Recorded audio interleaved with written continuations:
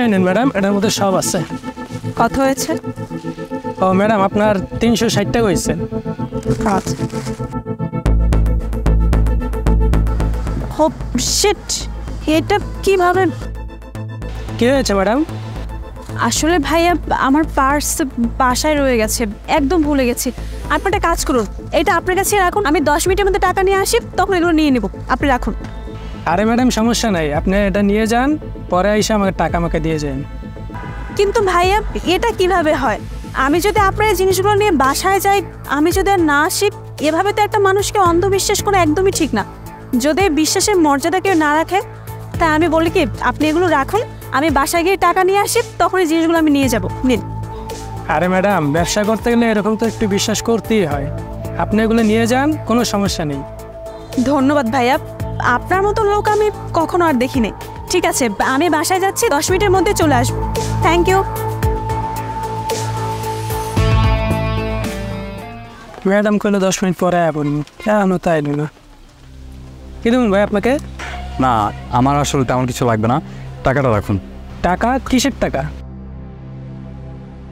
সকালে একটা মেয়ে আপনার থেকে কিছু জিনিস দিয়ে গিয়েছিল না, সেটা টাকা তো দেয়নি, এটা টাকা পাঠিয়েছে। ও আচ্ছা ভাইয়া, আমি তো ওনার জন্য অপেক্ষায় ছিলাম এতক্ষণ।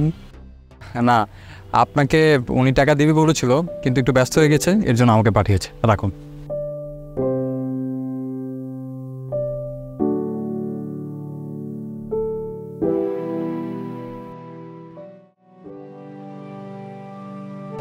দোস্ত চল যাওয়া যাক।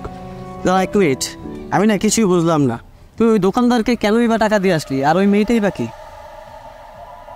ওই মেয়েটার সাথে আমার কোনো সম্পর্ক নেই, না ও আমার বোন হয়। আসলে হয়েছিল কি। ধন্যবাদ ভাইয়া, আপনার মতো লোক আমি কখনো আর দেখিনি।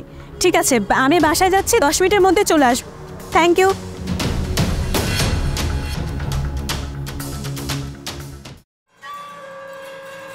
তো দেখ না, ওই লোকটাকে আমি কিভাবে বোকা বানালাম। সব কিছু টাকা না দিয়ে আমি সুন্দর মতো নিয়ে আসলাম, আর এই লোকটা ওখানে দাঁড়িয়ে আছে যে ওই আপুটা চলে গেছে বাসায়, আমার জন্য আবার টাকা নিয়ে আসবে।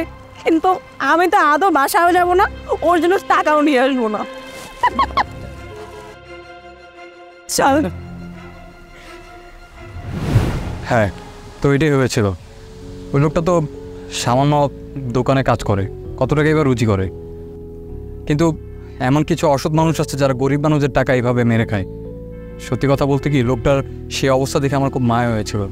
সেই লোকটা যদি জানতে পারে মেয়েটা তাকে ধোঁকা দিয়েছে, তখন সে অন্য মানুষদেরকেও বিশ্বাস করবে না। আর লোকটার অবস্থা দেখে যেহেতু আমারও খারাপ লেগেছে, আমারও সাহায্য করা হয়ে গেল, লোকটারও ভালো হয়ে গেল, দুইটাই। যাক, একটা মহৎ কাজ করলি।